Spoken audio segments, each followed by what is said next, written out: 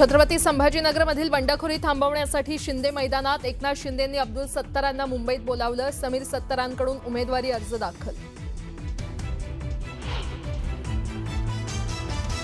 विधान परिषदेत एकही जागा न मिळाल्यानं रिपाई आक्रमक, आम्हाला कुणीही गृहीत धरू नये, रामदास आठवलेंनी व्यक्त केली खदखद।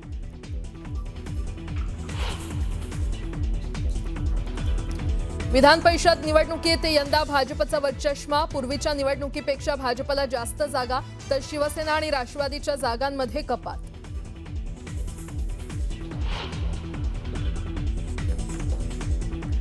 विधान परिषदेतल्या बंडखोरीमुळे महायुतीला डोकेदुखी, बंडखोरी शांत करण्यासाठी वरिष्ठ नेत्यांकडून प्रयत्न।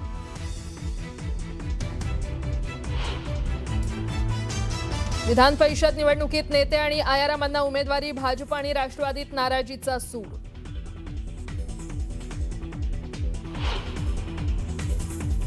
आज राज्य मंत्रिमंडळ बैठकीत होणार शेतकरी कर्जमाफीचा निर्णय। 56 लाख शेतकऱ्यांना मिळणार 36,000 कोटींची कर्जमाफी, शेतकऱ्यांचं 2 लाखांचं कर्ज होणार माफ।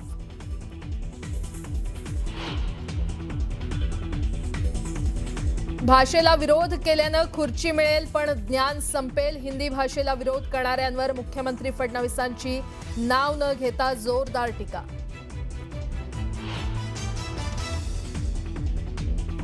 हिंदी भाषेला विरोध करणं ही काही लोकांची फॅशन, भाषेच्या मुद्द्यावरून काहींचं दुटप्पी आणि ढोंगी राजकारण, अमित साटम यांचं नाव न घेता ठाकरेंना टोला।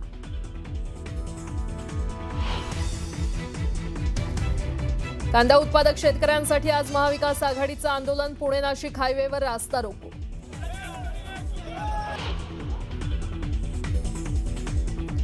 आणि न्यूज 18 मराठीच्या बातमीचा इम्पॅक्ट, त्र्यंबकेश्वरमधील पाणी टंचाईची थेट मुख्यमंत्री कार्यालयाकडून दखल, पाणी टंचाईवर तोडगा काढण्यासाठी उपाययोजना करण्याचे आदेश। स्थानिक स्वराज्य संस्थांच्या मतदारसंघाच्या विधान परिषद निवडणुकीसाठी उमेदवारी अर्ज दाखल करण्याची मुदत सोमवारी संपल्यानंतर राज्यातील 10 मतदारसंघांमध्ये बंडखोरी, नाराजी, जागावाटपावरील असंतोष आणि पक्षांतर्गत रस्सीखेच उघडपणे समोर आली आहे। नाशिकमध्ये शिवसेनेच्या उमेदवारासमोर भाजपच्या नेत्यानं अपक्ष अर्ज केल्यानं पेच निर्माण झालाय, तर नांदेडमध्ये डबल बंडखोरी पाहायला मिळाली असून अधिकृत उमेदवारांना आमदार खासदारांच्या मुलाचंच आव्हान उभं राहिलंय। महायुती आणि महाविकास आघाडी या दोन्ही आघाड्यांना अधिकृत उमेदवारांबरोबरच अपक्ष आणि नाराज इच्छुकांचं आव्हान निर्माण झालंय आणि त्यामुळे आता 2 जूनच्या छाननीनंतर 6 जूनपर्यंत चालणाऱ्या मंथणीच्या राजकारणाकडे सगळ्यांचं लक्ष लागलंय।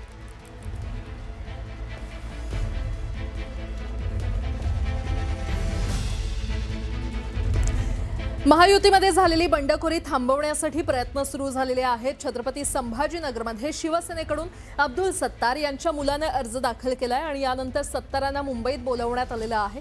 बंडखोरी झाल्यानंतर महायुतीकडून सर्वच नेत्यांना मुंबईत बोलावण्यात आलंय। उपमुख्यमंत्री एकनाथ शिंदे यांनी शिवसेनेचे 6 आमदार आणि एका खासदाराला आज बैठकीसाठी मुंबईत बोलावून घेतलंय।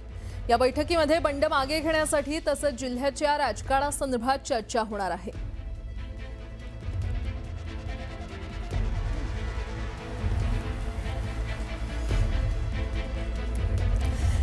विधान परिषदेच्या निवडणुकीत एकही जागा न मिळाल्यानं रिपब्लिकन पार्टी इंडियानं आक्रमक भूमिका घेतलेली आहे। विधान परिषदेत आम्हाला जागा मिळायला हवी होती आणि आता महामंडळाच्या नियुक्त्यांमध्ये तरी आमच्या या प्रामाणिक निष्ठेचा आणि मैत्रीचा योग्य तो सन्मान राखला गेलाच पाहिजे, असं म्हणत रामदास आठवले यांनी खदखद व्यक्त केली आहे। तर आरपीआय पक्ष आंबेडकरांच्या मार्गावर चालणारा पक्ष आहे, दिलेला शब्द पाळणे हा माझा स्वभाव असल्यामुळे माझ्याकडून महायुतीत कधीही दगाफटका होणार नाही। आठवले कुठेही जाणार नाहीत आणि ते दगा करत नाहीत, पण याचा अर्थ आम्हाला कुणीही गृहीत धरावं असं नाही, असंही रामदास आठवले यांनी म्हटले। तर रामदास आठवले यांनी नाराजी व्यक्त केलेली आहे। विधान परिषदेसाठी जागा न मिळाल्यानं रामदास आठवले नाराज असल्याची चर्चा आता सुरू झालेली आहे। त्यांनी त्या संदर्भात एक पोस्ट देखील केलेली आहे। विधान परिषद निवडणुकीमध्ये भाजपचा वरचष्मा असल्याचं आता समोर आलेलं आहे, कारण शिवसेना आणि राष्ट्रवादीच्या जागांमध्ये कपात करत भाजपनं या विधान परिषद निवडणुकीमध्ये अधिक जागा स्वतःच्या वाट्याला घेतल्याची चर्चा आता राजकीय वर्तुळात सुरू आहे। विधान परिषदेच्या 17 जागांसाठी होणाऱ्या निवडणुकीत महायुतीत भाजपनं 11 जागा स्वतःसाठी ठेवल्यात। शिवसेनेला 4 तर राष्ट्रवादीला फक्त 2 जागा सोडलेल्या आहेत। दरम्यान कोरोना साथीमुळे पालिकांच्या निवडणुका रखडल्या होत्या आणि त्यावेळी स्थानिक मतदारसंघामधील निवडणुका होऊ शकल्या नव्हत्या। त्यावेळी मुदत संपलेल्या या जागांमध्ये भाजप 7, शिवसेना 5, राष्ट्रवादी 3 तर काँग्रेसचे 2 आमदार होते। अर्थात त्यावेळी शिवसेना आणि राष्ट्रवादीत फूट पडलेली नव्हती। मात्र यावेळी भाजपनं शिवसेना राष्ट्रवादीनं गेल्यावेळी जिंकलेल्या छत्रपती संभाजीनगर आणि अहिल्यानगर या जागा स्वतःकडे घेतलेल्या आहेत। त्यामुळे यंदाच्या विधान परिषदेच्या 17 जागांसाठी होऊ घातलेल्या निवडणुकीत भाजपनं वरचष्मा कायम ठेवला असल्याचं स्पष्ट होतंय। मात्र एकूणच या निवडणुकीत भाजपनं शिवसेना शिंदे आणि राष्ट्रवादी अजित पवार या दोन्ही मित्र पक्षांची अधिकच्या जागांची मागणी मान्य केली नसल्याचं चित्र आहे। त्यामुळे मतदानावेळी आता घोडेबाजार होण्याची दाट शक्यता आहे। तर विधान परिषद निवडणुकीमध्ये भाजपचा वरचष्मा कशा पद्धतीने आहे आपण पाहूयात। यंदा शिवसेना आणि राष्ट्रवादीच्या जागांमध्ये कपात करण्यात आलेली आहे। यंदाच्या निवडणुकीत भाजपला 11, शिवसेनेला 4 तर राष्ट्रवादीला 2 जागा आहेत। पूर्वीच्या निवडणुकीत भाजप 7, शिवसेना 5, राष्ट्रवादी 3 आणि काँग्रेसकडे 2 जागा होत्या। तर 17 जागांपैकी यंदा भाजपकडे सर्वाधिक म्हणजेच 11 जागा आलेल्या आहेत।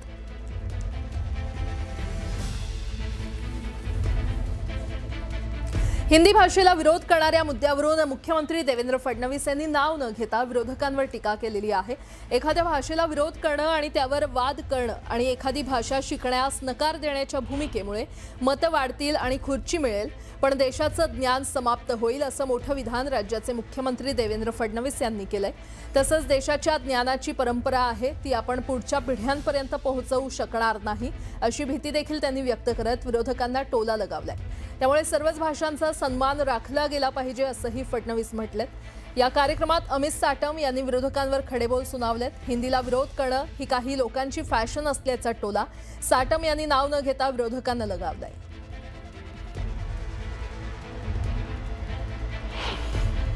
अगर हम लोग भाषाओं का विरोध करेंगे, भाषाएं नहीं पढ़ेंगे, भाषाओं पर विवाद करेंगे, तो इससे शायद किसी को वोट मिल जाएगा, किसी को कुर्सी मिल जाएगी, लेकिन देश का ज्ञान समाप्त हो जाएगा। देश के ज्ञान की ये जो परंपरा है, उस परंपरा को हम लोग अपने आने वाली पीढ़ियों तक नहीं पहुंचा पाएंगे। इसलिए सभी भाषाओं का सम्मान हो। वैसे हिंदी के ऊपर राजनीति तो बहुत होती है और हिंदी का विरोध करना कुछ लोगों का फैशन है।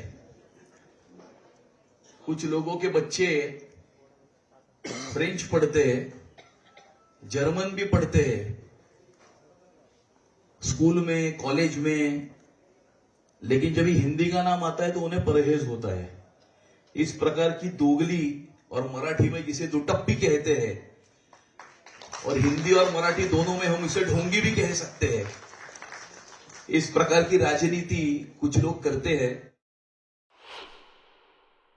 कि 2000 साल तक हिंदुस्तान पे आक्रमण होते रहे और 2000 साल तक हिंदू धर्म के ऊपर भी आक्रमण होते रहे।